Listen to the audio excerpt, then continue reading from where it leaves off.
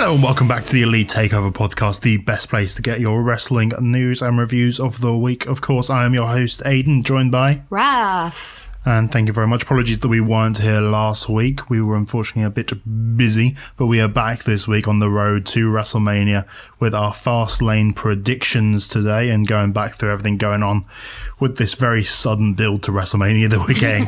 They've just remembered the WrestleMania's coming and like, oh, we should probably actually do something. 3 weeks away. Yeah, 3 weeks away and we've got 2 nights to fill. Let's do something, I guess.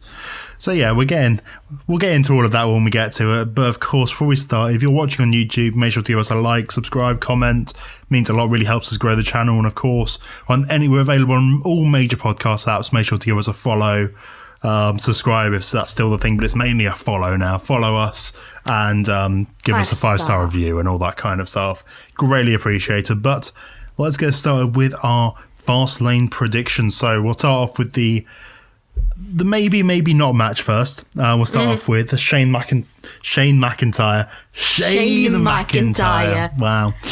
Oh, Shane McMahon taking on Braun Strowman. So this was announced on Monday Night Raw after Shane slimed Braun Strowman. Oh God, I forgot about that. But during the week, it was taken off of WWE.com. They stopped advertising the match on their match card and everywhere else it was kind of gone. But then on SmackDown yesterday, they advertised it again. Yeah. But it's still not being advertised on WWE.com. Huh. So this probably just means this match is going to be a nothing match because there's 8 matches on. To be fair, there's 8 matches on this card, and 2 of these are going to be nonsense. But they usually only have had they've had barely any matches on the recent cards because they're trying to get it in such a small amount of time. So I expect the Sean, I can't speak today, Shane thing and the Alexa Bliss thing to be both nonsense. But but this one is not being currently advertised, but we'll talk about it anyway, just because it doesn't mean it does happen, because it's supposed to happen, but we'll see. If it does happen, I think that Shane will take the victory to then, when we get to WrestleMania, for Braun to actually come out victorious. Yeah, I think Shane wins. Yeah, if it is a match. I think the only way Braun wins is via DQ. Yeah. I think the only possibility for Braun to win is the idea that Shane ends up using a weapon so that he can then beat up on Braun and slime him again. Yeah. Until we get to WrestleMania and then Shane gets slimed. Yes. It's such a weird thing. I kind of feel like they're going to do a thing. If the match happens, it's more than likely it's just going to be nothing. It just won't go in the ring. There'll be something backstage, and that'll be it. Well, if they want to protect Braun in any significant way in the slightest, you just have Braun beat him up backstage. And you don't bring it in the ring, and you have them be separated. Yeah. If you want to keep him strong. But I think probably what's going to happen is they're going to play on the idea that Braun's stupid. Yes. And they'll do a thing where essentially Shane runs around outside the ring with Braun trying to chase and trying to do his choo-choo train thing. And Shane will roll himself in the ring on a 9 count and Braun won't get in time. Yeah. I think that's what is probably most likely, and then Shane's going to beat him down because Shane is the big bad. Yeah. So yeah, but we're both going for Shane on that one. Yes. Next up, we have a rematch from Monday Night Raw. We have Mustafa Ali, the leader of Retribution, of course, going up against Riddle for the United States Championship. Yeah. I mean, as much I would love Mustafa to win, I think Riddle's keeping the championship with himself. Keeping the championship with himself. Yeah. I think so. I agree with you. I don't think if you were going to do the title change, you would have done it you would have either not done the match on Raw. Yeah. Or you never know with this kind of thing because I'd love him to, but I really don't expect it. I expect it to be he's just going to lose again. Retribution. It's going to be more dissension in Retribution. Yeah. But I don't know where any of this leads. What's Matt Riddle going to do at Mania and all this stuff? Who knows? I guess Riddle versus Sheamus will be nice. That's the only match I can think of that has any potential to it. But I have no idea. Well, it's probably just going to be a multi-man. That's what it's probably going to be, a multi-man with that. Like if you chuck in, if you do Riddle, Ali, Alexander, maybe Sheamus, chucking a few, like Jeff Hardy as well, chucking a few good guys. It should be a fun match. Ricochet in that brand? Yes, yeah. Ricochet as well. Ricochet. Have Ricochet in as well. Have those 6 men. That'd be a really fun match. Has a mix of old school and new school guys, so I always quite like that. But I don't think Ali gets the title here tonight, unfortunately. No. Next up, we have Shinsuke and Nakamura taking on Seth Rollins. You have to embrace the vision of Seth Rollins. Is Nakamura going to embrace his vision, Rafi? This one is hard because they literally just set it up this night. Like they started setting up last week. Kind of a little bit, yeah, exactly. But like it's all just to do with him, the fact that Nakamura is Cesaro's friend, essentially. Yeah, exactly. I think Seth will win. I think. Yeah. I think so because he's on a roll. Yeah, but this is his comeback match. Yeah. I don't see any way that he won't win. He won't win. Yeah. I don't see it personally. Mm-hmm. Like I like the only way Seth wins is if Cesaro comes back, causes the distraction, which allows Shinsuke to win, which then continues the feud with Seth being even more angry at Cesaro. Yeah. But Seth should lose at Mania. Yeah, he should lose to Cesaro. That's the correct thing to do, I think. So Seth should get the win here over Shinsuke, in my opinion. Yeah, I think so as well. Yeah, I'm going to pop down Seth as well. We have Alexa Bliss taking on Randy Orton in an intergender match. Woo! I'm excited for this one. Hopefully we'll see the Fiend coming back. We're going to see the Fiend, 100%. Alexa will win. Somehow. No, it's going to be a DQ and no one's going to win. And yeah. Or Randy wins because the Fiend attacks him. I have no idea how this is going to work out. Yeah. Because this isn't going to be a match. Yeah. Well, it is, but it's not going to... I'd love it to be a match. I very much doubt anyone's going to get pinned in this, let's say that. Yes, exactly. Like, I don't know how they're going to bring the Fiend back. It's going to be very fascinating to see. Yeah. Because, like, obviously we got it can still be pre-recorded, which is really exciting because it's only them two on the ring, so it's something that they can pre-record like they did with the Flames and all that. They can do something interesting. I just don't know how they're going to do it because you have the idea with the slime, like him coughing out the black sludge. Like the Fiend could be born through the black sludge somehow. You have the ashes that Alexa Bliss has. Yeah. The music box. Yeah, the music box as well. Like, is it just gonna... there has to be something interesting they do. I feel like he's just gonna appear, but it should be something interesting. She's gonna do a summoning spell. But if you had to say someone had to win, who would it be? Whether it be DQ or pinfall or whatever? Randy, I think. You're gonna go Randy? Yeah, because obviously the Fiend's coming from Alexa's side. Yeah. So... But what if the Fiend... I had a bad day for speaking, aren't I? What if the Fiend possesses Randy and Randy just lies down? Or... I can see it multiple... I don't expect that to happen. But, like, or the idea that she could... If she was to throw the ashes into the face of the Fiend or something, or if the Fiend is going to come from Randy, then Randy could be incapacitated for a second. But I'm going to say Alexa. I want Alexa to win. It doesn't matter who's going to win. I know. It doesn't matter in the slightest. But I'm going to say Alexa just because I think there's more of a chance Alexa wins via shenanigans with the Fiend than it is that Randy's going to win by shenanigans. So I'm going to go with Alexa for this one. Fine. I'm usually the one that goes with Alexa. You can change your mind if you want. No, it's fine, because otherwise we probably will have almost every decision. Yeah, there's probably going to be one match we disagree on, I think. And it won't be this one for sure. Drew McIntyre taking on Sheamus in a no-holds-barred match. Drew is winning. Drew should definitely be winning this. He's already been... They've already confirmed the WrestleMania match with Bobby Lashley. There's no reason to have McIntyre lose here. No. Because he lost last month at Elimination Chamber. Exactly. Because of Bobby Lashley. You don't want to give him another loss again. But he was so well protected for ages. It's not the right time to start giving him losses. Yeah, no. I don't think so. Yeah, just given the big victory here, have Sheamus move on to the United States Championship. Yeah. And probably give him that title. Yes. Honestly, he deserves something for all the work he's been doing. Yes, he's been so good for the last months. Yeah, he does. I think he deserves that US championship.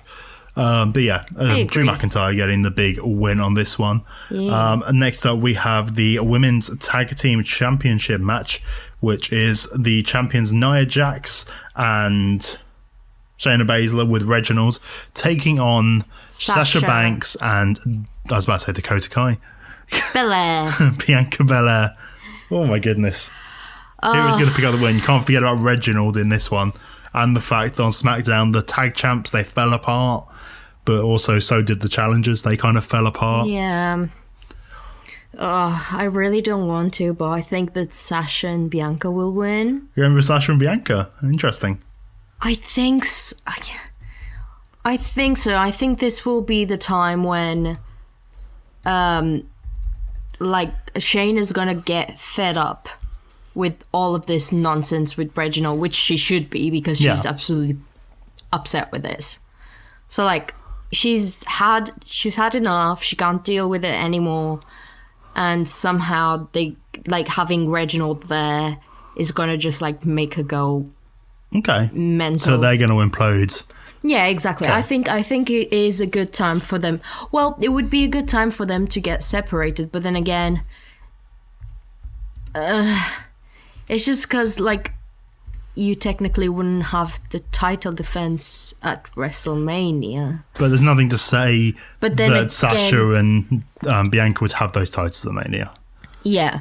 There's nothing to say they was to have those titles in terms of whether they could easily lose those titles before WrestleMania to Natalya and Tamina after what they've been doing on SmackDown, or it's not the best idea ever, but it's a 2-night WrestleMania. If you want to build this story more, you could have Sasha and Bianca defend the tag championships on the first night and then second night lose it because of the fact that Sasha Banks turns on Bianca, do the turn at Mania, and then the second night you have the bad guy Sasha Banks going against Bianca, and have Bianca beat the bad guy Sasha Banks. Yeah, exactly. And it would be a first time Bianca has the WWE Championship, Tag Team Championship title. I think it's a good time for finally Nia Jax and Shayna Baszler to separate. Yeah, be another singles match they could do. It's another match they could do at Mania. Exactly. They need more matches. Exactly. It's something that they could finally set this once and for all. This because they've been going getting upset at each other, almost hitting each other, their entire time together, really. Yeah, exactly. They've been always doing that. It has to come to a point when they will. Yeah.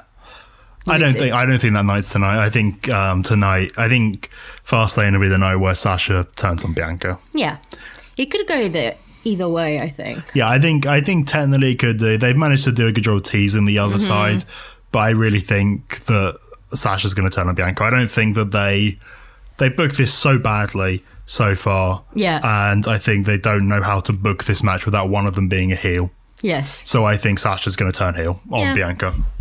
Yeah. Even if she doesn't turn fully heel, I think she's just going to cost Bianca this match. Yes. No, I agree either way. I could see both ways, both things happening.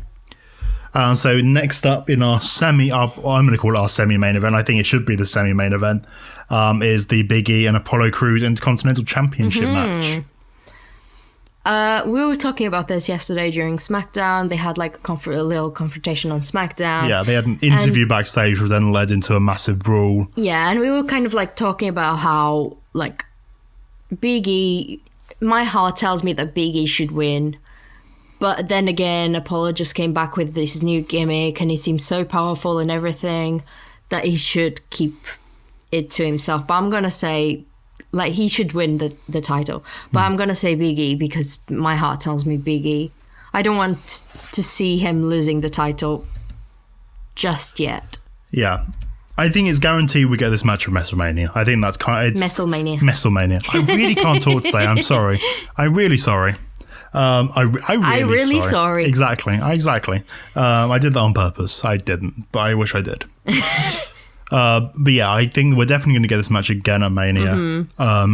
But I think Big E walks into Mania with the championship, but I think Apollo wins on Fastlane. just because it's his first big. So I think the Big E is going to go too far. Mm-hmm.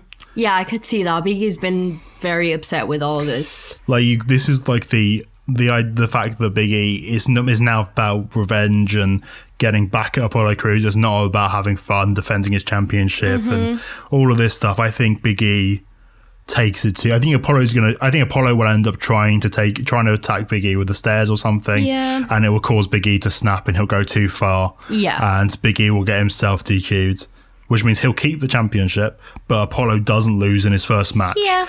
And then that keeps both of them in a good position for WrestleMania. Because if you have either of these guys win or lose going into this match, realistically, that WrestleMania match is then not in as good a place. These guys have fought so many times already.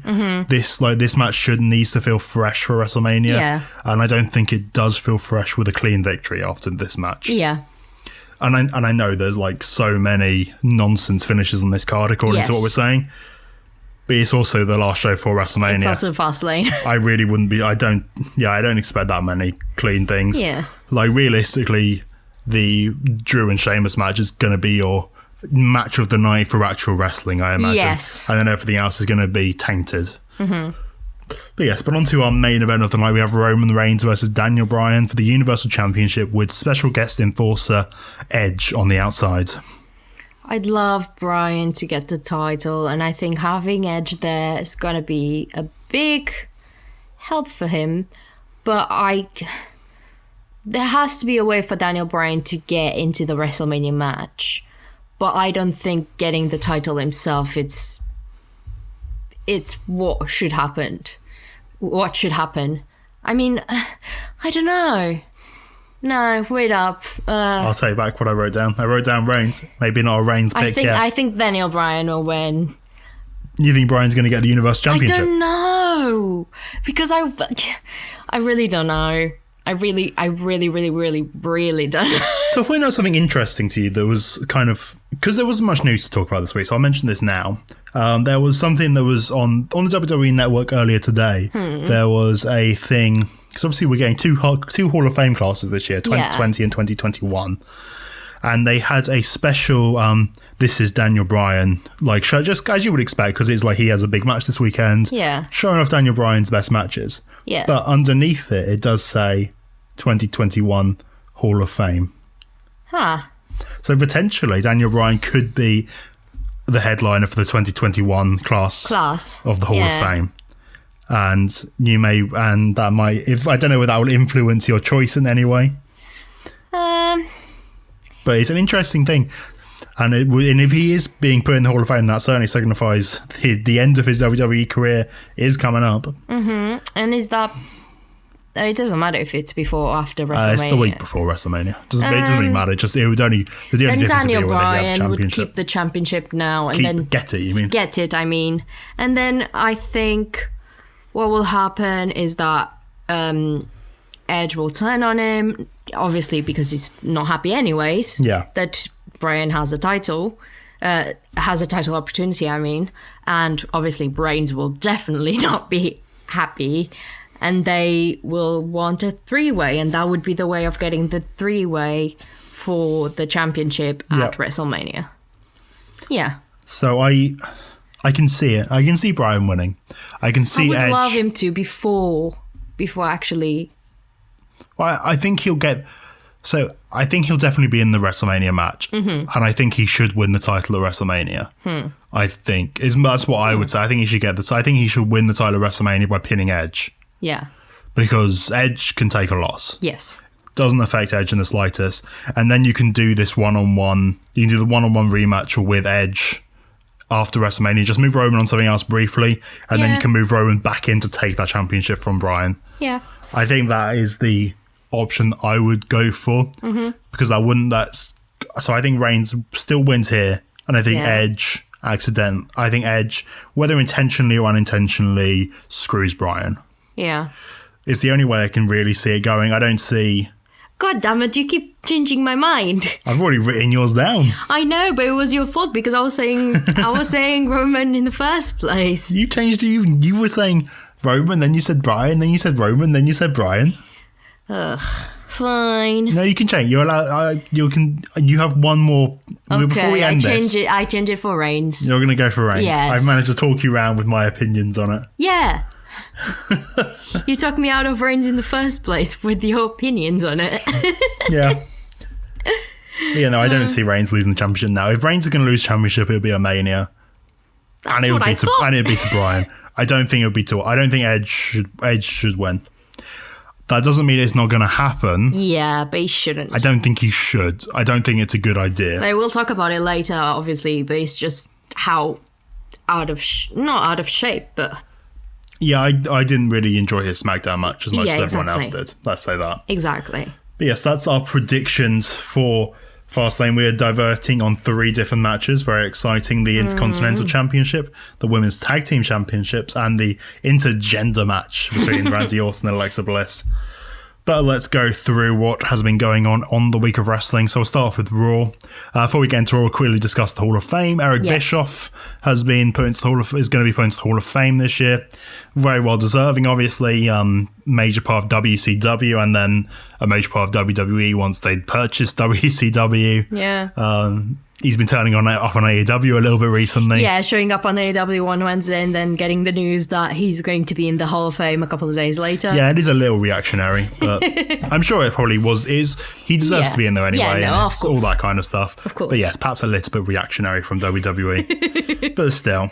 But there wasn't really too much news to go through this week. The rest of it will kind of be as we go. Keith Lee? But it's just he's still out. He's just hoping to be back. He did like a very sad tweet about it. Chelsea Green apparently is cleared to wrestle now. Okay. Which is good, so she should be back soon. They had some teasers on Twitter yesterday of her and Santana Garrett backstage at SmackDown, but neither of them turned up. Okay. So we'll see. I assume they'll probably turn up afterwards. And we'll have a women's tag team multi-match or something at WrestleMania. And they'll be part of that, probably. Probably, because they have to fit everyone on the card. Yes. So yes, Monday Night Raw, starting off with, as you would typically expect, all of the Miz, Bobby Lashley, Drew McIntyre stuff still. Yes. Even though the Miz isn't involved in any of this anymore. But we got the confirmation of the WrestleMania match for the WWE Championship, which will be Drew McIntyre versus Bobby Lashley. Literally like 20 seconds before the show aired. Oh, that was for us. That was for us because technically we were behind slightly. Okay, that's fine. Because we were watching it on a stream. It was just really funny. But yes, for us it was entertaining. So I saw it on Twitter before we saw it on the actual show. Anyway. There wasn't particularly too much to this. We started off with The Miz taking on Drew McIntyre after this promo train for a little bit. The Miz got absolutely wrecked by Drew McIntyre, as you would expect. Drew hit the Claymore, decided not to go for the pinfall, instead picking up Miz and locking in the Hurt Lock instead to send a message to the WWE champion. But it was pretty bad Hurt Lock, to be honest. It wasn't as good as Lashley's Hurt Lock, let's say that. But he sent the message. During the promo at the very beginning of the show, Sheamus also jumped Bobby Lashley on the stage, which set up our main event match of the night, Bobby Lashley versus Sheamus, because Bobby Lashley, Sheamus was upset that Drew McIntyre's not 100% going into his match with Sheamus that's Fastlane, essentially. Yeah, exactly. So he wanted to hurt Bobby Lashley. He wanted to make sure McIntyre was 100% before the match at Fastlane. Yes, is essentially what was going on there. Yeah. We got some women's tag team action. Lana and Naomi taking on Dana Brooke and Mandy Rose. Yep, it's what we get. It's what we get every single week. Yeah. For some reason, Shayna and Nia were on commentary for this match. Yeah, and they were. Asuka decided to come out very early in the night before her match that was already scheduled for later in the night. She came out to go and shout at Shayna and then whatever, which caused the which then we just went back in the ring and nothing. There wasn't any distractions particularly. Yeah, but no, it was just her being like, Shayna, I'm coming for you. Yeah, this happened. Then we ran back to the ring and we saw Dana Brooke beat Lana with a neck breaker. There isn't nothing to say. No. Nothing to say in the slightest on that. No. It's just more of this nonsense tag team stuff of the same matches that we see every week because there's only 10 women, essentially. We got the Raw Tag Team Championship match. The New Day taking on the Hurt Business for the Raw Tag Team Championships. Oh, yeah. Pretty fun match. Yeah. These guys have good chemistry. They've always had good chemistry. Yeah, nice, fast-paced match, always. Yeah, they have good reversals. They work together really well. It's a shame to see. It was predictable. I predicted it in the podcast that didn't get released last week. I did predict what would happen. I predicted it perfectly.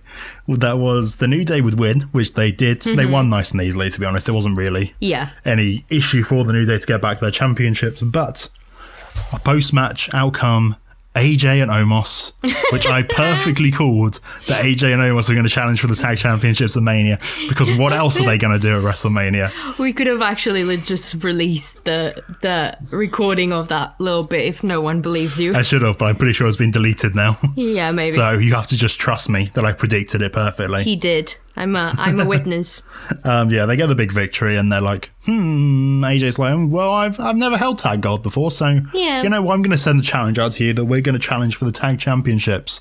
And Kofi and Xavier are essentially like, but you have to be registered as a tag team. Yes. You have to be registered, which has never been a thing before. No. I mean, Braun and Nicholas. All these nonsense tag teams that have won, all these nonsense tag teams. Like Shayna and Nia, they ain't a tag team. Yeah, exactly. There's so many examples of nonsense tag teams who've won the belts. But yeah, and they they don't really want to do the match particularly, and they want to know who the partner's going to be. Like, well, it's going to be Omos, obviously, and he's like, when Omos attacked Xavier Woods a couple of weeks ago. Yeah. So he's like saying Xavier knew what it'd feel like to go up against Omos. But yeah, the match was made official instantaneously. Yeah, exactly. Without AJ and Omos having any matches. Yeah. And AJ and Omos is probably going to be Omos's debut, is probably going to be WrestleMania. Wow. Probably. Yeah. Which is yeah. Wow. We'll see. We'll see if he can hit more than 3 moves. Yeah. But yeah, exciting. I think the match will be fun because you have AJ in there. AJ and the New Day will be really fun. AJ will do all the work, and then Omos will just do the crazy, Omos will come in, do a big slam. Yeah. And as long as it's like all reactionary stuff, I think it'll be pretty fun. Mm-hmm. Because of the fact it was Austin 316 Day, the day after, they were heavily advertising all the merchandise they had available for Stone Cold Steve Austin. And who better to do that than R-Truth? Of course. R-Truth's backstage. He has a special Stone Cold Steve Austin title belt and all this other nonsense props. He's sneaking up behind Bad Bunny and Damian Priest, but of course with the lunchbox. Yes, he's going to hit him with the lunchbox. But of course Damian Priest sees it and is just like, please don't do this to my friend. But then he just gets in a discussion with Bad Bunny, and Bad Bunny's like, oh, look at all this really nice merchandise you have. What do you want for all this really nice merchandise? Like, because R-Truth starts handling him stuff. He's like, there's a little nice lunchbox. There you go. You can have it. There's a little, like a stuffed toy of Stone Cold. There you have it. It was just funny but silly and too much. I asked R-Truth what he wants for all this stuff, and R-Truth, he wants his baby back. He wants his baby back ribs. And Bad Bunny's like, yeah, you know what? You can have the 24/7 championship. I'll have this Stone Cold Steve Austin belt instead. Whatever. They have the same amount of credibility behind them anyway. But yeah, Bad Bunny's done all his advertising stuff now, so he doesn't need anymore. You should have just done something with John Morrison and The Miz. Yeah. Because they're setting up that match, and they do in the next segment, they really set it up that that's happening at WrestleMania. And Bad Bunny's in all the posters for WrestleMania. Yeah, it's very clearly going to be happening. So I don't understand why they didn't just have Miz and Morrison, like just have Morrison on Miz roll him up, and then have Damian Priest scare him so he gets rolled up by R-Truth. Yeah. You've already made Miz and Morrison look like jokes anyway. Who cares? Who cares at this point? But we had Damian Priest, who has come out for his match against Jackson Ryker here tonight, and finally they did the right thing with Damian Priest. Match. Damian Priest won super quickly. Super quickly, which is exactly the right thing to do. Finally. Yes, instead of giving him these really long matches, which he's not dominating. Yeah. He should be dominating.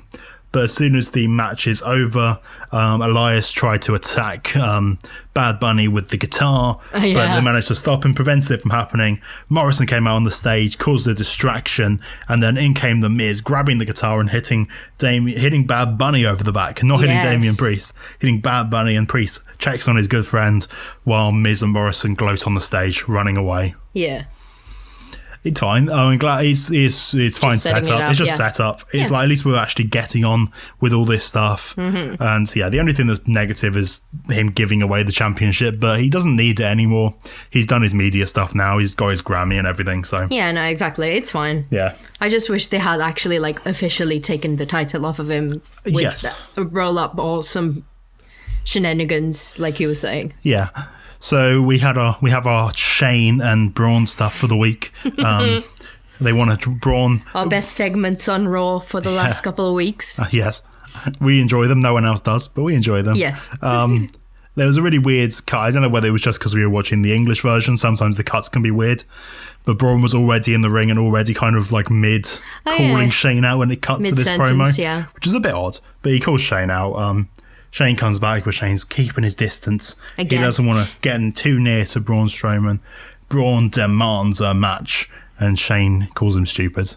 Does the same stuff he did last week, essentially, with the apples falling from the stupid tree and all this kind of stuff.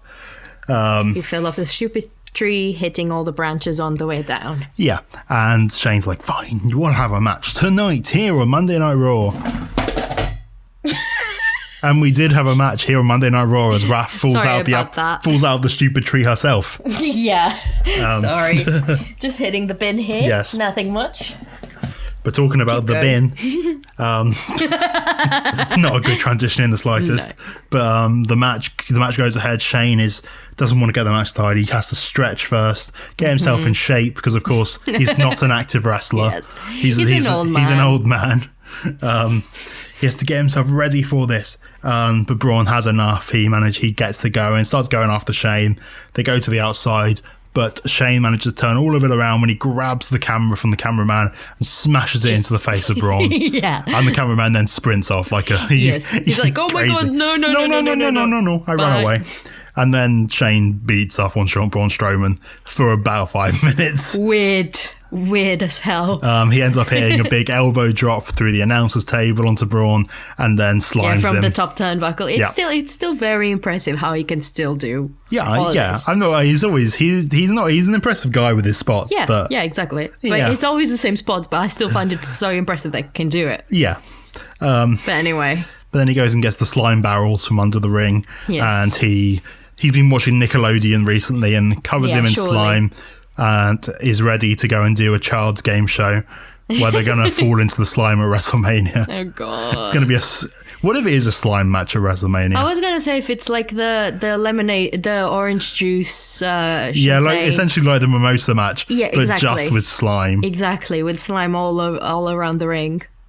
Oh, my goodness. Yeah. Don't wish this upon us. But it was really funny because he grabbed the first bucket of green slime and threw it at Braun, and he kept talking down at him, and then he went to grab the other one and he couldn't find it. It was literally next to the other bin. It was silly, and Braun looked like Shrek. That was entertaining. Yeah, it was really funny. It's dumb, but it's funny. It's fine.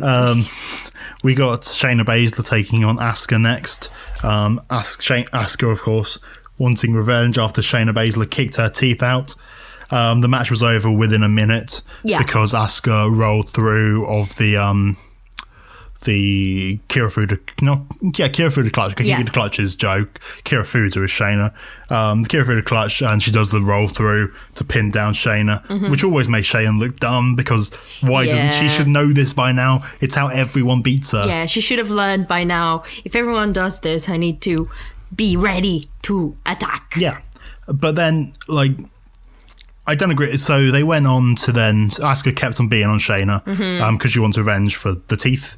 Oh, yeah. At the end, she kind of turned heelish. Yeah, she went a bit heelish. Yeah. She ends up taking off the bottom turnbuckle, threatening to put Shayna's face through the bottom turnbuckle, and the refs end up splitting them up and preventing it from happening. She did it for a little bit, didn't she? She did it with the turnbuckle there. Oh, okay. Yeah. So I actually think they should have made this a DQ win for Shayna. Yes. Because I think it should have been that Asuka just went too far and the refs had to break it up and be like, no, we're not. Instead of having Shayna looking like silly. Yeah, he didn't need to pin Shayna. They should have just finished the match and not have... It still would have made Asuka look just as strong as it did without and her... And heel as she did. Yeah, and making it look a bit more heelish and more brutal going into Mania. Yeah, no, exactly. I think that would have made more sense instead of having Basel pinned. But Basel gets pinned like... all the time. I was trying to think of a synonym, but I couldn't think of one. But yeah. We forgot to talk about how Charlotte's not on the posters for WrestleMania anymore. Yeah, well, she was until Thursday, and then they've been taking Charlotte off the posters for WrestleMania. We don't know what this means entirely. No. Because obviously Charlotte also wasn't on this show at all, which was a bit weird. Wasn't. So I don't know what's going on with Charlotte there, but we do know that next week we are getting Rhea Ripley making her Raw debut. Yeah, exactly. Should be exciting to see. I'm sure next week will probably where we get the Raw Championship match set up. Yeah, it would be nice to have. We were talking about it yesterday. How it would be nice to have Charlotte and Rhea one night, and then whoever wins going to face Asuka next day. Yeah, I think they should do that with something. Yes, there needs to be because they don't have many matches.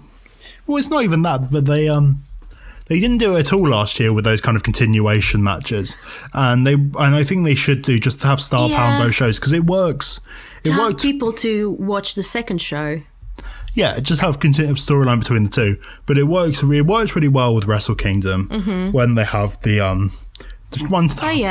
Part of the championship defended one night and the other championship defended on the second night when it's held by the same person or a qualifying match to get you to face the champion second night. Yeah. It works well, and I think they should use that as a way for something, just a start to be able to get some more of a build before, especially since they've done no build for anyone going into WrestleMania. If you give someone a WrestleMania win and then give them a second WrestleMania win, it would make Rhea Ripley look very strong. Hell yeah. But we move into our main event of the night. Apart from that, we did have Randy Orton and Alexa Bliss. Yeah. There wasn't really anything to it, to be honest with you. No. It was just the same stuff that they've been doing the past few weeks. But just Alexa challenged Randy for the match, and Randy was like, "Yeah, who cares? Sure. I have no issue beating you up. I've already done it." But yeah, we had our main event. We had Bobby Lashley versus Sheamus. For some reason, Drew McIntyre came out to cut a promo before this. There was nothing to the promo. It was the same promo as it was the same as his beginning promo. It was a waste of time. Yeah. But McIntyre took a chair and he sat in the aisleway watching the match. It was funny having him there reacting to everything. Yeah. Being like, this looks good. Okay. Yeah. But yeah, good match between these guys. Yeah, it was as really you would nice. Expect, they did be good together. Both very similar style. But Lashley does get the big victory with the spear to beat Sheamus, as you would expect. Yeah. Going forward, and Drew managed to jump in the ring at the very end and hit a claymore onto Bobby Lashley to stand tall. Yes. Over his WrestleMania opponent. To be like, hey, you beat Sheamus enough. He saved me earlier, I'm saving him now. Yeah. Basically. Yeah. Bit of friends.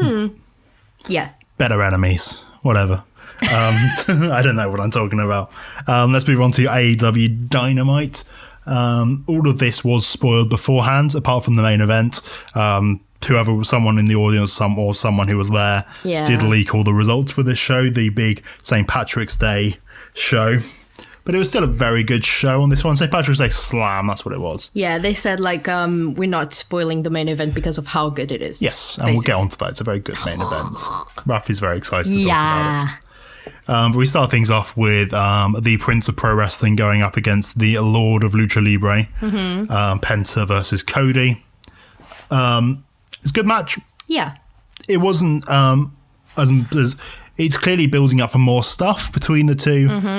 So it kind of felt like they held back a little bit in this match. Yeah. But my real issue with this is the idea that Cody won. Yes. I don't know why Cody won. I was wondering who won because I couldn't remember. Yeah. Because Cody rolled him up. Yes, he did. But it doesn't make sense because he literally has like a broken arm.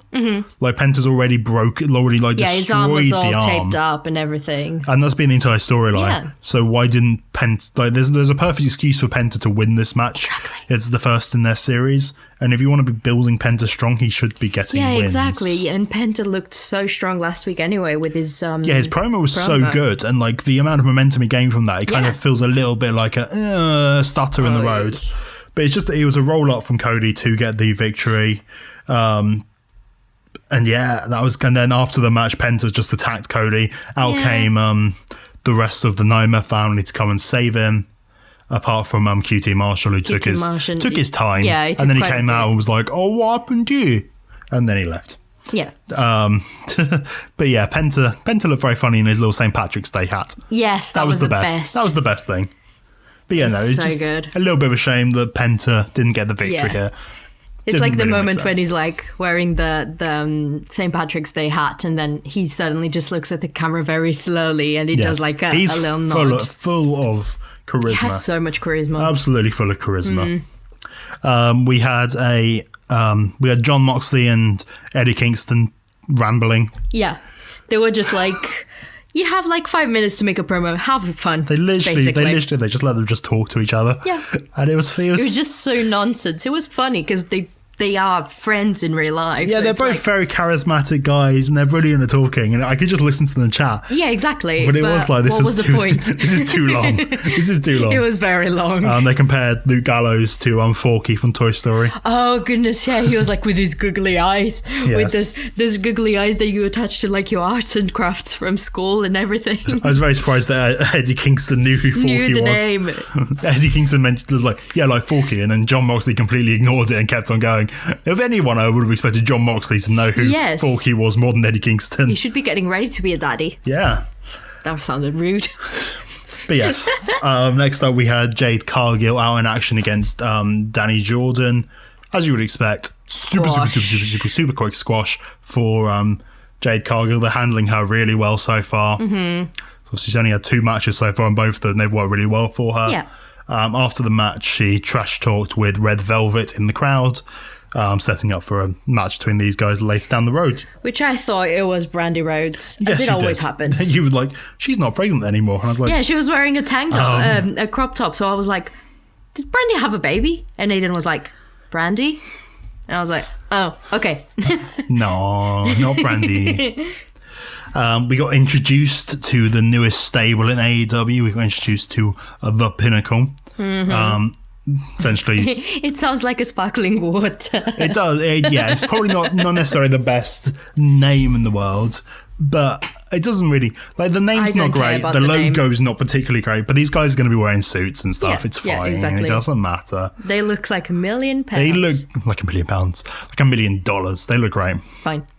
So, yeah, these guys all look great. Coming out, they look really good together. Yeah. It's a good promo from these guys. Essentially, Tully starts it off by talking about all these guys, and then MJF goes through them one by one, just telling what each one is known for. Yeah, and what they're going to bring to the table in this group. Wardlow being the best private security, essentially, the best big man. Talking about the Revival being the best tag team in the world, the only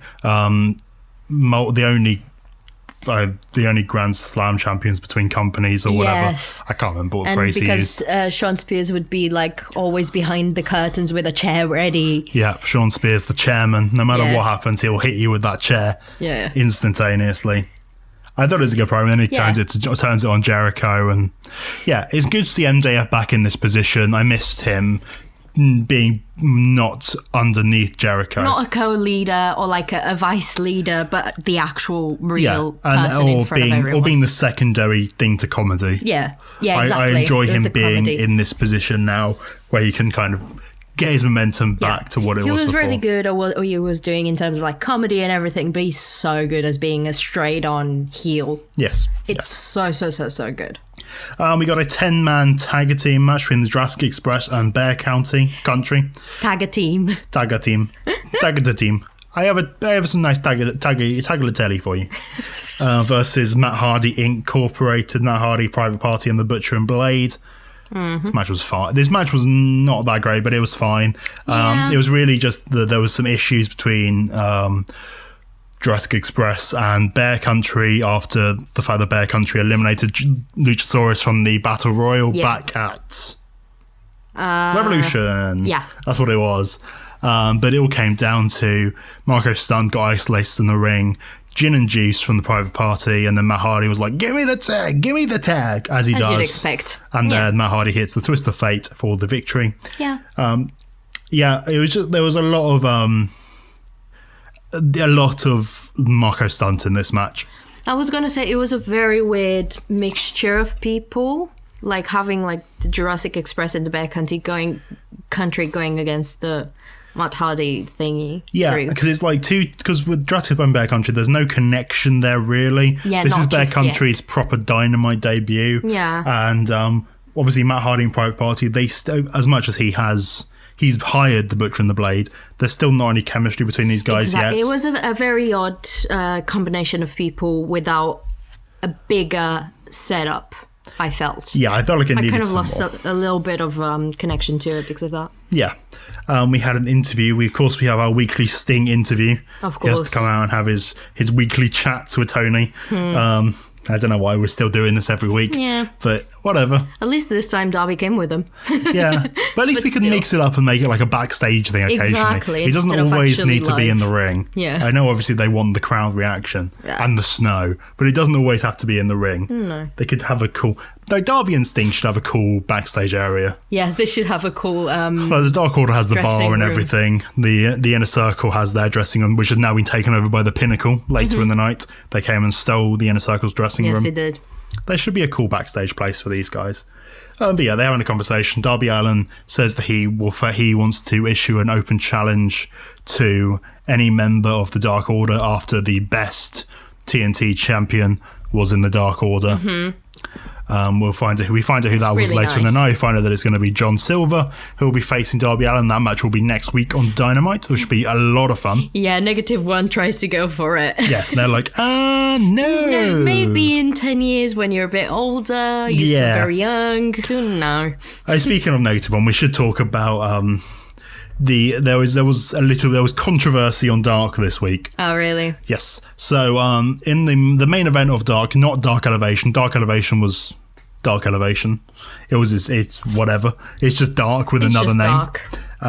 Basically. Yeah. But in the main event of Dark itself, it was 10 taking on Jack Evans in kind of trying to finish off that feud that these guys were having.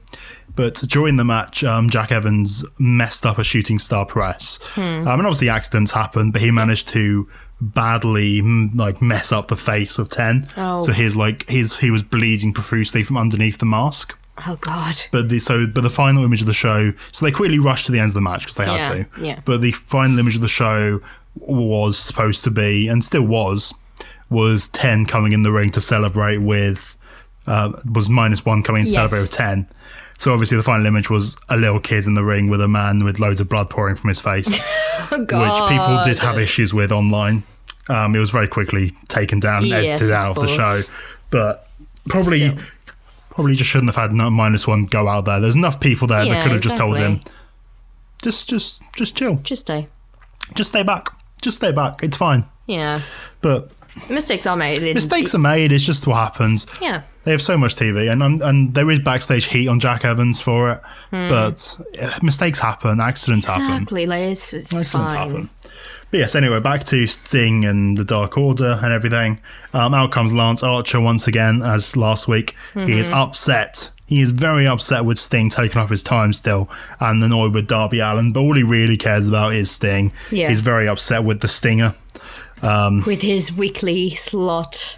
Yeah, taking away Lance Archer's time on TV, essentially. And but out comes Team Taz straight away after this, and Team Taz is going to cut a promo on Darby and Sting, but Brian Cage takes the microphone and he's like, Sting, I respect you. No matter what these guys say, I respect you, and don't listen to Ricky Starks. After your incredible work and everything on the match, like a cinematographic match and everything. Yes, at the street fight, all the work he did in the street fight. Look, you're an icon with or without your bat, no matter what Ricky Starks said. And all of the rest of Team Taz are very like, what, why would you do this? Get out of here. So yeah, we kind of got a face-turning Brian Cage and a heel-turning Lance Archer. Interesting. I mean, yeah. I'm interested to see on what Brian does with it. Yeah, I'm interested to see what Brian Cage does with it. Yeah. The Lance Archer thing, I'm like, you just turned him face. Yeah, exactly. And now you're turning him back heel. That is the only one that makes me a bit sad, because I did like him as a face. Yeah. Like, a lot. I thought he was doing good work as a face, and it's a shame to kind of end that so soon. It's so tiny. Why is it so tiny? I don't know. Next up, we have the Eddie Kingston and Jon Moxley taking on the Good Brothers. But before we do this, we have to go backstage.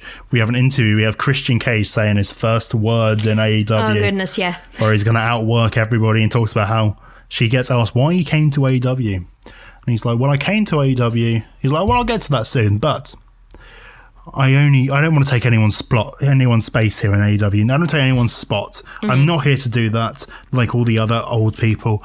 The only spot I want is the World Championship spot.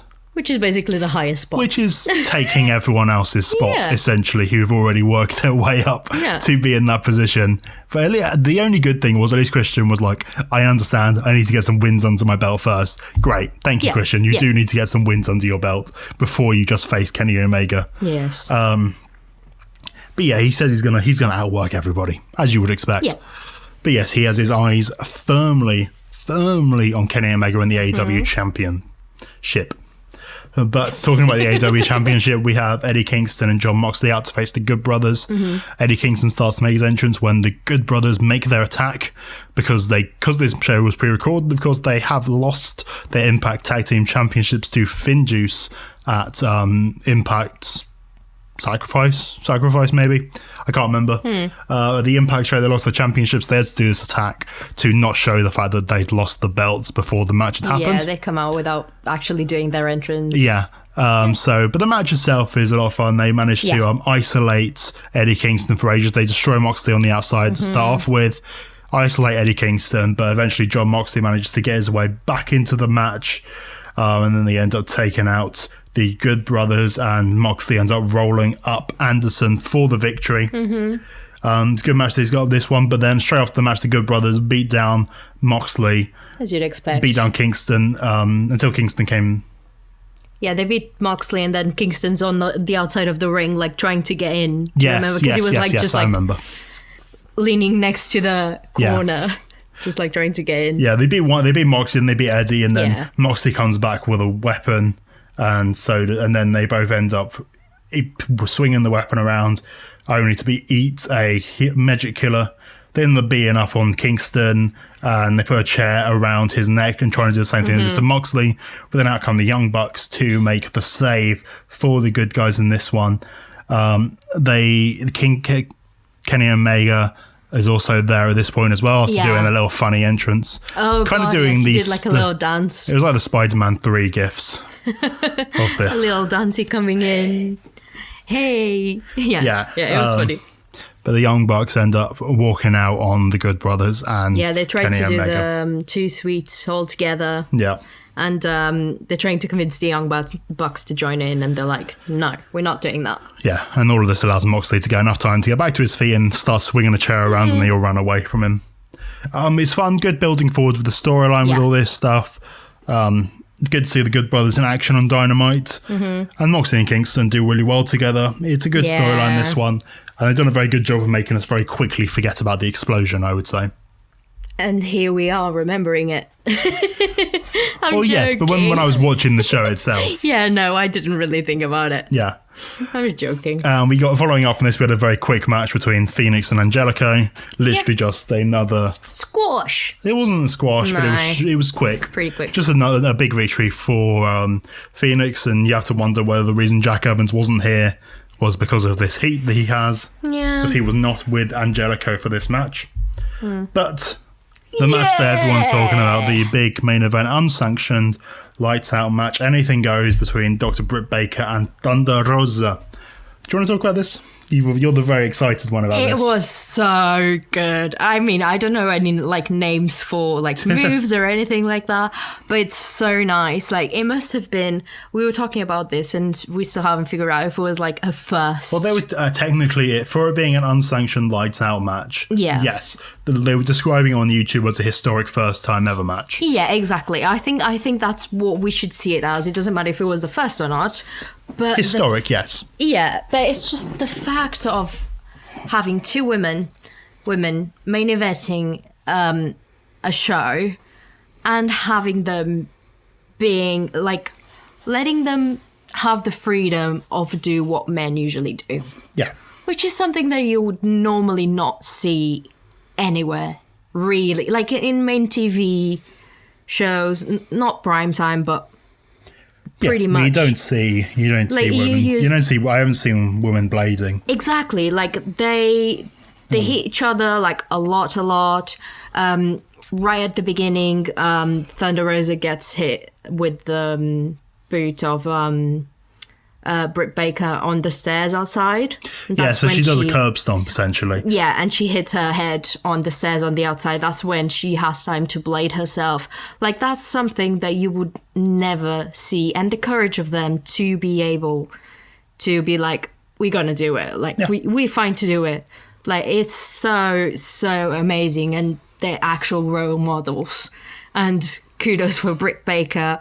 There's one time during the match that she gets thrown against the ring post, I think, with the metal uncovered. And that's when she actually cuts her head off. Yes, I think. Cuts her head off. Yeah. But you go through the details and then I'll intervene because I'm not good with... So we started off with these guys essentially brawling at the very beginning. Thunder Rosa getting beaten down because obviously it's a 2-on-1 disadvantage for her, which allows Britt to get off to a strong start. Reba starts throwing in 500,000 tables, chairs into the ring, one by really one. Funny. Whoop, whoop, and then being like, is that enough chairs? No. Another one, At the very last minute, she throws another one. 5-10 minutes later, she throws one in the ring, being like, okay, there you go. They end up setting up a table on the outside, but then this is when they end up hitting the curb stomp onto Thunder Rosa, and Seth should take some lessons from Britt's curb stomp. It is brutal as heck. Yeah.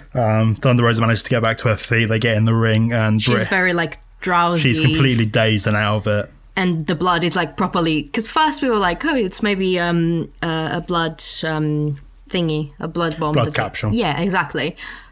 But very quickly we see that obviously it's not, because she's profusely dripping down her forehead. Yeah, but they keep on going at it. Britt Baker and Thunder Rosa, they end up with a massive superplex onto the huge pile of chairs. Both of them. Yeah, both of them get dropped on it.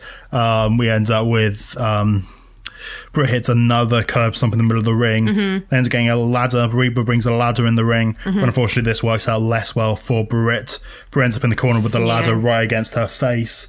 And Rosa ends up drop kicking it into her face. That's when she gets bloody. And that one was proper. Oh yeah, really deep. From then on, and that was I don't know, there was still 5 minutes, 10 minutes into the match. There was still quite a bit left. 10 left. And from then on, she did not stop bleeding. Yeah. She did not stop having blood dripping off her face. Rebel had to come with the jacket and everything, cleaning up her eyes. Yeah. Yeah. It was brutal. There was a big Death Valley driver from the top rope from Thunder Rosa onto the ladder, which was diagonally positioned between the ropes. Brutal move from her. Baker ends up grabbing the glove to set up for the lockjaw. She ends up dropping Rosa on with a DDT onto a chair, which was another one very nasty. Yeah, there was a point earlier in the match where Rosa ended up doing a put the chair in a seating position, had Britt on the seat, and then ended up doing a cannonball through it, but Britt had moved out the way, so cannonballed herself through the chair. Goodness. At this point, Reba got out a bag from under the ring full of thumbtacks. And Baker's she keeps sadistically looking at the camera, just smiling through all the blood on her face, and she's with the bag up, being hey, guess what I have here? Yeah, she gets all of them out in the middle of the ring, at which point thumbtacks. Rosa and all the thumbtacks, obviously. Yeah. Rosa and Britt going out of reversing who's going to go through the thumbtacks. Rosa has either onto it, Reba causes the distraction. Rosa knocks her through the announce tape, not the announce tape, just through a table on the outside. At which point they get back into it. Rosa looks like she's going to go through it, but instead she ends up powerbombing Britt Baker onto the thumbtacks. A really nasty one. Super nasty. And that's when it started, when we thought it was over, because usually when the men go through the thumbtacks, it's usually right at the end of the match. Pretty quickly they go for the 1, 2, 3 win. Yeah. But it didn't happen this time. They kept crawling over the thumbtacks. Like Rosa, every time she would put her hand down, she would like just screaming in pain because she was just putting her hands on the thumbtacks and everything. And then you get the ending. But Baker managed to get herself back into the match enough to be able to lock in the lockjaw. But she was right next to the thumbtacks, so Rosa did the clever thing of rolling backwards, meaning that Baker ends up having her back in the thumbtacks once again, having to release the hold. And then it ended with Thunder Rosa hitting a fire and thunder driver through the table on the outside for the big victory for Thunder Rosa. And wow, this was an incredible match. Still going through that table, even with all the thumbtacks involved on their bodies and everything. It was so good.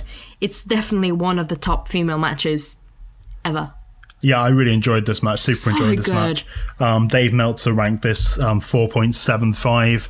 being the joint highest women's match. Obviously, that's a completely subjective point of view, but still, it's an important thing. And they were all greeted backstage with a standing ovation and everything. It was lovely. Really lovely to see. And everyone's comments, afterwards. Everyone's comments on Twitter and everything is just so lovely to see the support of all the guys and girls. Yeah. Just being like, I can say that, like, they're my heroines. Yeah. Like, they were amazing. They're it was a great absolutely match. incredible. Really great match, and I can't wait for when Thunder Rosa can finally sign that All Elite contract and be properly All Elite.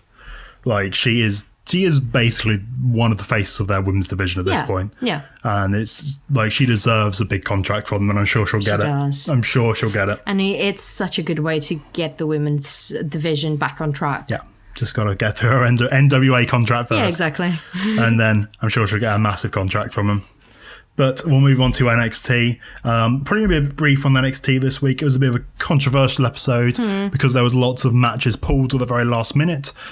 This was due to a potential outbreak of COVID-19. Again, there's been quite a few with NXT.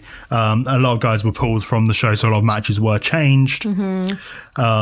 So yeah, it's a bit more of an odd show, this one, on the road to Stand and Deliver, but we'll go through it as we do normally. We start things off with Austin Theory taking on Dexter Loomis. Gargano and Candice LeRae were not there for this one. They were at home watching along, but they gave Theory some gear that looked like Gargano's as a motivational gift to get them going. Of course they did. Loomis ended up getting the big victory over Austin Theory, managing to get in the chokehold. It all kind of came down to the point where Loomis was being knocked down by Theory, but Theory took the opportunity to go in for a hug with Dexter Loomis because he still thinks he's his best friend. But then Dexter used this to lock in the chokehold. Theory gets out, but Loomis gets in again for the second time and picks up the big victory, putting Austin Theory to sleep. Fine stuff. It was a good match. Nice to continue the storyline. Yeah, they have it's a fun storyline with these guys. Please keep it going for a little bit longer. Yes, I just hope it keeps going. It's really fun stuff, this one. We get Breezango making their big return after, trying to get their revenge on Legado del Fantasma after they were beaten down a few weeks ago. On their spacesuits. In their spacesuits, yes. It's funny. Well, as you would expect, Legado del Fantasma did pick up the victory in this one. Yeah. They're the ones who kind of... They need the victories more than Fandango. Breezango does at this point. It's absolutely fine. But after the match, probably the more interesting thing, Jordan Devlin makes his re-debut in proper NXT. Woohoo! Yeah, no. I wouldn't necessarily woo-hoo him. Yeah, you may have forgotten. You may have forgotten his controversies. I did not forget his controversies. You're still woo-hooing him. No, I'm joking. I'm not joking, but yes. Anyway, Devlin came out. It's nice for him to come back and get rid of this thing of the title. Of having two title belts of the same title. Yeah, exactly. Yeah, it's good for this to be finally be dealt with. But I'm not going to woo-hoo him like you did. But yeah, Devlin and Escobar came face to face. And instead of having the match, they kind of teased last week they were going to have the match this week, but obviously no, they're going to have the match of Stand and Deliver. They agreed with this. Devlin hit a big headbutt and took down Escobar to stand tall, because obviously you have to remind people who Devlin is, because it's been over a year since he's been on NXT. We had Dakota Kai versus Zoe Stark. in a really good match between these guys. Zoe Stark is really good, and so is Dakota. They're both really great wrestlers. Kai does get the win, probably a win that she did need in this one after picking up so many losses recently. Say, it's nice to see Kai go back into being a singles. Well, Raquel was still there with her. Yeah, but in terms of like just have a one-on-one match. Yes, Kai gets the big victory, and then post-match Io Shirai offers the contract for the Stand and Deliver match to Raquel Gonzalez, which has since this time been signed, and it's now going to be the main event of night 1 of Stand and Deliver, which is going to be great. And Raquel's going to win. Should win, yeah. Yeah, but it's really good. And next week is going to be Io and Stark versus Kai and Kota. Oh, that's nice. Yeah, but it's a really good match. Stark's really good, and so's Kai. So happy about that. Exactly. We had Imperium coming out. Marcel Barthel was to face Tommaso Ciampa. Ciampa did manage to get the victory over this, but when the match was over, the music hit once more. Boom, boom, boom, boom, boom, boom, boom, boom, boom, boom, boom. And Devlin wasn't the only man from the United Kingdom to make his way over. Now, yes. Woohoo! You can woohoo this one, yes. Yay. Walter came out and he signalled all of Imperium to come in and attack Ciampa. So I wonder what we're going to build to in terms of the match with Stand and Deliver. Because obviously, you have to, because like with Thatcher, where Thatcher fits in with all this, whether we're going to have the Walter versus Ciampa one-on-one match, which I'd love to see. I think that's what we're going to have, realistically, and then probably have Thatcher that would be the point where Thatcher has to decide his alliance. Trying to decide, yeah, exactly. During that match as to who he's going to join, and hopefully he'll join Imperium. Yeah, exactly. Because Walter ain't going to be here for more than a couple of weeks, and they need a US leader. Exactly. They need a US leader, and Thatcher's great. Thatcher deserves to be in a big position. I'm all in for a Walter Ciampa match. But yeah, Walter and Ciampa should be a lot of fun. I have no issue with it. LA Knight was out for his first debut match on NXT. I thought he was supposed to be fighting Bronson Reed. That's kind of what they teased, but nope. He was out to face August Gray instead. Pretty easy match for Knight. During the match, Bronson Reed comes out wearing LA Knight's blue leather jacket, stretching out because Bronson's a big boy. And he destroyed his jacket, and Gray almost got the win, but then, of course, Knight did get the victory in the end. Good. As you would expect. Yeah. It's fine. It's kind of it's a good opportunity for like guys like Reed and Knight, because at least they're gonna get a takeover match. Yeah. Because obviously with takeover being 2 nights, they have to fit a lot more on there. So at least these guys are gonna get a takeover match, even if it just be on USA, but it's still a takeover match. That's a really good point. Yeah. So I'm happy for those guys to get that. But we'll talk about all of this together because it's all the same stuff. So because of all the changes, this match ends up being made. Finn Balor had a promo start off the show. We call it Karrion Kross, talking about, obviously, because they're going to face off at Stand and Deliver as the main event of night 2, you'd have to assume. These two kind of on the same page. Scarlett's kind of being the little devil in between. The devil on Karrion Kross's shoulder, kind of making him a bit more heely. Out come Oney Lorcan and Danny Burch coming out and saying that Balor should be facing Pete Dunne instead of Karrion Kross. This turned into a tag team match for our main event of the night for the tag team championships, but it all came down to it when Finn Balor accidentally drop kicked Oney Lorcan into Scarlett, which then caused Karrion Kross to be very upset with him. Of course, and which then allowed the tag team champions to retain their belts. Danny Burch was injured during this match. I don't know the severity of his injury at this point, but he was being checked on halfway through this match and didn't go back into it again. But yeah, hopefully he'll be okay. But if he has hopefully it's not going to be. They'll still be able to defend their title to Takeover. That would be. Yeah, that's what I was going to say. Because you have to assume they're probably supposed to face MSK at Takeover. Yeah, exactly. I was going to say like poor MSK now. They're going to then lose out on the match again. That'd be bad. Exactly. But yes, after the match, Scarlett had a little cheeky smile on her face, being a bit devilish and devious. She goes to help Finn Balor up to his feet, and then Karrion Kross calls over to Karrion Kross to go and do the big elbow to the back of the head to Finn Balor to end the show standing tall. It's quite a nice way to deal with Scarlett being the little devil on his shoulder. Because I kind of didn't... that's cool. I don't particularly need Karrion Kross to be full-on heel, personally. I like the way that they were doing it. It probably will just adapt into him just being full-out heel. Yeah. But I kind of like it being more Scarlett's involvement.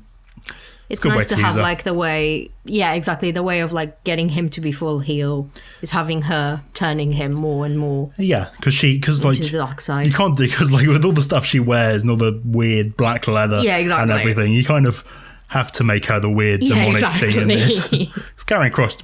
He just looks like a normal bloke. Let's be honest. Yeah, he does. He looks like a very normal bloke, and we'll see how the matches. I'm not overly excited, because I'm not that fussed with Karrion Kross. Yeah, I was going to say. Like his match with Cruiserweight guy was good. Cruiserweight guy. Santos Escobar was good. But like his match with Keith Lee was bad. And then, I haven't really enjoyed... And his match with Tommaso Ciampa wasn't that good either back in the day. So we'll see. We'll see. But let's go on to SmackDown quickly, our last show of the week. Things start off with Sasha and Bianca backstage having a little bicker about what's going on with the Women's Tag Team Championships and Reginald. This meant that Bianca stayed backstage, not coming out with Sasha Banks for her defense against Nia Jax. Bianca was like, why are you going to defend your championship against Nia Jax? And Sasha's like, oh no, it's just because of Reginald. And Bianca's like, I can't believe this is still about Reginald. Yeah. Basically. Bianca's speaking for all of us. Yes, that's what I was going to say. Yeah. But yeah, Nia and Shayna come out together. Banks comes out by herself. These guys have a good match. Pretty fun match. It kind of ends quite abruptly. But it's a good match between these guys. Yeah. They've quite good chemistry, to be honest. Out comes Bianca Bella halfway through, just to make sure that Banks doesn't lose her title, because she wants to face Banks at WrestleMania. Yeah, she really wouldn't want to face Nia Jax. Doesn't want to face Nia Jax. Again. That's boring. Yeah. That's not a main event match. Easy. That's not a main event match for me. But yes, she comes out and Banks looks to have the match won. But I can't remember entirely how this went down. She looks to have the match won. Yeah. And then Bianca and Shayna are doing something on the outside, so the ref's distracted. Yeah, so they both, I think it was when Shayna tries to go in the ring, and then Bianca comes after her as well, having the ref like being But the ref was distracted beforehand, though, because the ref was distracted when the bank statement was locked in. No, exactly. So basically what happens is that the ref gets distracted with Bianca, not with Shayna. Yeah. And then for some reason, like, Shayna gets... And then Shayna ends up trying to kick Sasha in the face. But she kicks Basel instead. Nia instead. Yeah. Which then allows Banks to just put a pin on and win. Yeah. It was a very weird end to it. It was a convoluted finish to kind of make a storyline for this match. And for Nia and Shayna to look like they can lose this match. Yeah, be upset with each other again. Yeah, it was a very abrupt way to do this. Yeah. And again, Reginald wasn't here. He's on holiday. They showed a video of Reginald with the cucumbers. Just the picture. Don't give him that much credit. It was just cucumbers on his eyes. Yes. But backstage, Bianca's talking about Shayna's talking to Nia about she's going to make it up to Nia. Nia's not very happy with Shayna. As you'd expect. Shayna's like, it. Look, it was a very light kick, wasn't it? It really was. It was like a little tap to the chest. Yeah, it was. It wasn't enough to put away Nia Jax, but hey ho. But Shayna's like, I'll go and find Bianca Belaire and I'll beat her up for you later tonight. I have to mention, before we go any further, we have to mention Corey Graves and Michael Cole in commentary, dressed up like father and son this week. Yes, both wearing like a brown jacket. So, Michael Cole was dressed up in a nice brown suit. Yes. And then Corey Graves was dressed up in a white low-cut t-shirt and a brown cardigan. Yes. But they both had matching hair and everything. Matching everything. They looked like father and son. It was hilarious. They really did. It was absolutely hilarious. I don't know if they did it on purpose or not, but well done. We had a little backstage promo with Edge, but there kind of wasn't anything to it, to be honest. Yeah. Throughout the night, we had video packages hyping up Edge from his previous SmackDown matches that he's had, his SmackDown moments. Oh yeah, it was him saying that like on the backstage that he was upset that Bryan hit him or something, but he would have done the same thing if he was in Bryan's position. That was basically like he's the ultimate opportunist. He can't really complain at anyone. Yeah, exactly. But we get a promo from Seth Rollins, again in a brilliant suit. Oh my God. Seth always has brilliant suits. He is the best at his suit game. His suit game is on point. Yes, it was so good. So good. He goes back talking about what happened a few weeks ago when he came back, when everyone was surrounding the ring, talking about how Cesaro was a massive insult. Then instead of him walking away, he stood there and watched and essentially was just being a humiliating Seth Rollins. And he just then he started putting down Cesaro, comparing him to Rollins, because obviously Rollins has done so much and Cesaro has done so little. Running around the ring, mocking Cesaro, chasing after the brass ring, the hypothetical brass ring. It was too funny. Yeah, I think Rollins' promo work's been great since he's come back. Yeah. This new Embrace Division character's been really good. I really enjoy it. He's just a person that goes behind you and just goes like just being very basically. annoying. Out comes Nakamura, because obviously he's good friends with Cesaro, and essentially he just tells Seth to shut up, and they have a little scuffle for a bit. When he goes to say the come on, and Seth is like, don't say it. Yes. Seth ends up out of the ring. Nakamura goes for the come on. Seth's very upset. Seth runs in, but then gets caught with a Kinshasa to end the segment, setting up our Fastlane match between Seth Rollins and Shinsuke Nakamura. I forgot his name. The next up, we had all the tag teams. Oh, goodness, yes. We had this weird tag team mess. We're just setting up for WrestleMania, not for Fastlane, unless this is going to be the pre-show of Fastlane, maybe. I don't think so. It'll probably be the WrestleMania match. They need matches for WrestleMania. Yeah, it really feels like a setup for a fatal four-way at Mania between the Street Profits, the Mysterios, Alpha Academy, and the Dirty Dogs. It's their name. I like their name. Yes. So they started off with a match. It really sums them up. It does sum them up. It does really sum them up. But yes, we had the Dirty Dogs were on commentary. The match started with Street Profits versus the Mysterios. The Mysterios ended up getting the victory over Angelo Dawkins when Dominic ends up... Dominic was on Angelo Dawkins' shoulders. Ray went through his legs. Yes, he got did. rid of Montez Ford, which then allowed Dominic to roll Angelo Dawkins through with a sunset flip into the pinfall. Which then upset the Street Profits because, of course, they beat the Dirty Dogs last week on SmackDown. Yes, exactly. So they already were very much in contention for those SmackDown tag team titles. That should have the opportunity. Yes, but Ray and Dominic are now looking like they could be in line for a SmackDown tag team opportunity. But then out come the Gable Academy. The Gable Academy are like, but we've beaten you before, boys. If you think you're getting an opportunity, we deserve an opportunity. Alpha Academy. What did I say? Gable Academy, just like the Universe mode. Yes, yes. Apologies, Alpha Academy. If you want to check out Universe, check out the YouTube channel. Yeah. A little bit of promo there for you. A little bit of promo there for you. You can see Gable Academy instead of Alpha Academy. It's such a big difference. Anyway, so Gable Academy, Alpha Academy. You know what we mean if we say the Gable Academy. So we come back from the break and we're now in a match between the Mysterios and the Alpha Academy. This one ended with Chad Gable hitting a big rolling German suplex onto Ray, and then Ray being held down by Gable as Otis hit the big splash again to pick up the victory. A very big one again. Yep.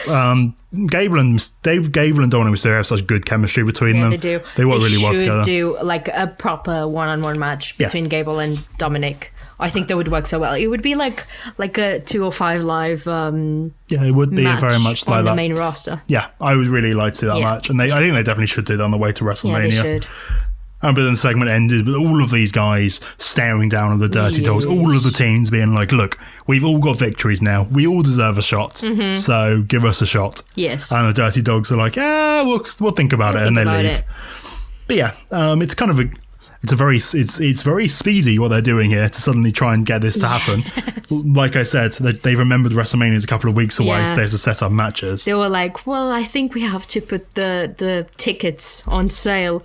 Oh, damn, we don't have any matches. What are we going to do? Yeah. Oh my goodness. Funny.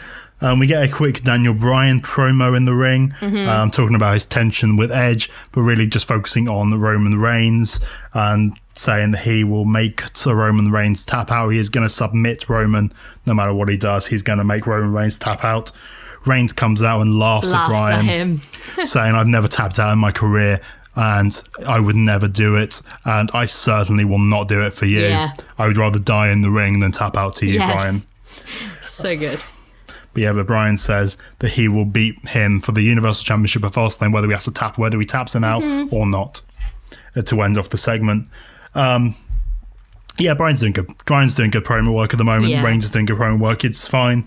It was maybe a bit of an unnecessary promo, but you had to have Bryan on the show somehow to build up to the match. Yeah, exactly. And it's better to see Daniel and Roman than Edge. And I'd rather. Roman. Yeah. It feels like they're building that side of the match, like Daniel and Roman, much more than, like, much better at least than Edge. 100%. Yeah. 100%. Edge really hasn't. Edge, like, is such an afterthought. Yeah. Such an afterthought. Yeah, exactly. We had a video package. Best segment of the match. Before we had I should talk about before that. We have a backstage bit with Sami Zayn and Kevin Owens. Sami Zayn wants Kevin to come out and watch his match tonight because Kevin Owens doesn't believe there is any conspiracy against Sami Zayn, and Sami's like, no, you need to come out and watch the match. You'll see what I mean. Come and watch it. Because they keep screwing me over. They keep putting me in bad matches, in bad tags, and Kevin is like, who's they? They keeps asking him, who's they? And he's like, them, the guys, them. The authority. But Owens agrees to come out to be at ringside for the match. Yeah. We get a promo package for the match. The least anticipated match in SmackDown history. the least exciting person, Sami Zayn facing the worst King of the Ring person, Corbin, something like that, just like really diminishing him, being like, here's your conspiracy theory. I hope Kevin Owens realizes now. Yes. Spoiler alert, he doesn't. No. Corbin wins the match very quickly after Zayn tries to cheat, but Corbin ends up hitting the end of days for the win. Sami goes to Kevin Owens afterwards to see if Kevin saw the conspiracies going on, which Kevin's like, no, mate, I didn't see anything. On the contrary, I saw the ref doing a great job on catching you when you try to do a dirty pin. Yes, but then Sami goes to leave, but then he turns around, hits Kevin with a big old haluva kick, and left Owens lying as Zayn was going increasingly mad on the outside. He's like, I'm not crazy, won't somebody believe me? Yeah. Oh, it's so funny. It's really good, and just give me Sami and Owens at Mania. Yes. Give them a good 15-20 minutes, please. Please make it a decent match. Give them time. They're so good together. They're so good together. We have a sit-down interview with Apollo Crews and Big E.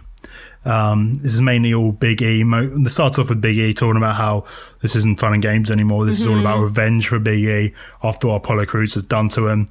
Crews responds with his in his Nigerian accent, which we're still continuing with, which is fine. As long as they decide this and keep it. Yeah, exactly. As long as they keep it consistent. Yeah, that's the most important thing. Don't just suddenly change it. Yes. It's okay. But Big E has enough of this, wanting to go and find Apollo. He gets on a golf cart with his branding on it to go and find him. Eventually catches up with Apollo Crews, threatens to run him over with the golf cart, but crashes it himself. They end up brawling until the officials come in and split them up, and Apollo Crews rides away on a golf cart to escape from Big E. Yeah, Big E hits him with a trash can as well, properly smashes the trash can at him. Yeah, it was a good final build between these two, and it's good to see a different side of Big E that we haven't really seen before. That's the most important thing. We get the match that was teased earlier in the night between Shayna Basel and Bianca Belaire. Yeah. But before this, starts, Sasha Banks comes out. Sasha Banks leaves as soon as she's come out. I think this was kind of messy. I don't really know, because suddenly I was like, when they were beating on Bianca, I was like, but did Sasha actually leave? Sasha, it was very weird. Yeah, it was kind of odd. Sasha Banks... Because Nia definitely didn't stay. We definitely saw Nia leave. Yeah, I'm pretty sure Sasha left as well. Yeah. She did her entrance, then left. Bianca came out to be in the match against Shayna, but Nia Jax immediately left. But before anything could really happen, out come Natalya and Tamina to beat down everyone. Yeah. Sending a message that they won the tag championships, I guess. Yeah. Yeah. Yay. It's been so mushy. Why is the Royal Rumble winner and the SmackDown Women's Champion caught up in all this mid-card stuff? It makes no sense. Yeah. But we get on to our main event of the night, which apparently a lot of people really liked, and I thought was... Oh, God. The match was fine, but it's not any good for Edge. Edge, in my opinion... Jay did a good job. Yeah, in my opinion, Edge didn't look that great in this match. No, I didn't think so either. Yeah, Edge. It was Edge versus Jey Uso to determine who would be the special enforcer for Fastlane. Jey Uso. This was like a 10-15 minute match, maybe. It went through one advert break. Yeah, and the ad break was pretty much at the beginning, and as soon as we came back, that's when we noticed. Oh my God, Edge is already. He looked very tired in this match. And I don't think it was just selling, personally. I know you could argue he was selling, but I don't think so. I don't think it was. I don't think so. Jey Uso literally beat him up for 99% of this match. Yes. Completely dominated Edge, which doesn't really help to make Edge look strong going into WrestleMania. Exactly.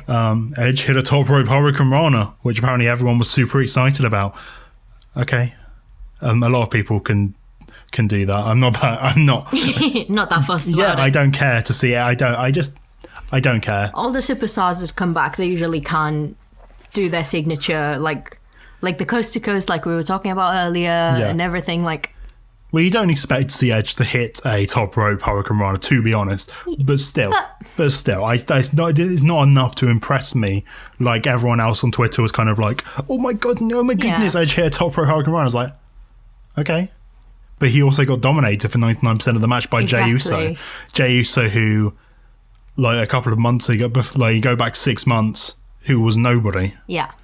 6 months ago, he was they've done a great job building him up. Yeah, no, obviously but 6 months ago, he was nobody. Yeah, exactly. And actually, Jey Uso still loses 80% of his matches. Exactly. But it didn't make sense for this, and Edge ends the match with a spear that was really bad. It was just a shoulder tackle, basically. And he didn't even get his legs off the floor. Yeah, I was gonna say it was very like a Braun move, choo-choo train around the ring when he just goes around just trying to hit people. Yeah. It was like a rugby move. Yeah, it was like a rugby tackle, essentially. Yeah, exactly. But without any real strength behind it. Yeah, it was weird. And that gave him the win, but then Roman Reigns hits the spear onto Edge. A real spear. A real proper spear, showing him what a spear is. And then Daniel Bryan manages to take down... No, Jey attacks Daniel Bryan on the outside, and Roman stands tall. Yeah. Whatever. Roman did his spear on Daniel Bryan outside. Yeah. Yes. Yeah. Jey attacked Bryan and then Roman hit a spear. Yeah. Roman stood tall. And that's the end. At the end of the night. Yeah. I don't care. Edge is going to screw over Daniel Bryan. Yeah. Give me Bryan and Reigns. If Edge can come out, and it's not to say he hasn't done good promo work so far. It's just not promo work none of the promo work's excited me. There hasn't been that much build around it. Next week on SmackDown, I just need Edge to come out and cut a fire promo on Roman. Actually have some real heat behind it. Yeah. Instead of just being this kind of I'm happy to be here kind of promos. Have some proper heat behind it, have some proper intensity. Actually show us that you deserve this match. Yeah. Like you've been saying all along. You've been saying that you deserve... there's good story there. It just hasn't been shown on TV particularly well. But yeah. But that is all for our podcast this week. Thank you very much for watching, and we will see you next time.